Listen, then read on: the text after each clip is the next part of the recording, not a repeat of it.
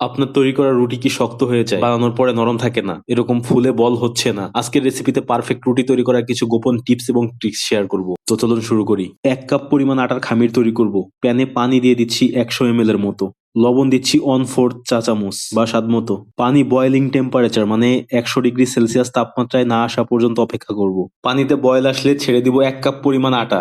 নেড়ে চেড়ে কড়াইতেই আটাটা সিদ্ধ করে নিতে হবে অবশ্যই। আর শুধুমাত্র গরম পানি দিয়ে কিন্তু আটা মেখে নিলে হবে না। 4-5 মিনিটের মধ্যে আটাটা সিদ্ধ হয়ে যাবে। ভালোভাবে সিদ্ধ করে নামিয়ে সাথে সাথে মথে নিতে হবে, না হলে শক্ত হয়ে যাবে খামিরটা। মথে নিয়ে কিছু লেচি কেটে নিব। এবার এই ট্রিক্সটা একটু ভালোভাবে খেয়াল করবেন। প্রত্যেকটা লেচি এভাবে আঙ্গুল দ্বারা অসমান অংশগুলা মাঝখানে এনে গুছি দিয়ে দিব। এটা না করলে কিন্তু রুটি ফুলবে, কিন্তু পারফেক্টলি ফুলবে না। আরো একটা গুছি করে দেখাচ্ছি বোঝার সুবিধার্থে। গুছি করা লেচিগুলা রুটি আকৃতিতে বেলে নিচ্ছি। রুটি বেলে নিয়ে মাঝারি তাপে প্যানে দিয়ে ধীরে ধীরে সেঁকে নিব।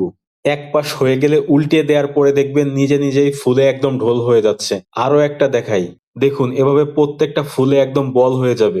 এই রুটি সেঁকে নেওয়ার পরে সারাদিন রেখে দিলেও শক্ত হবে না।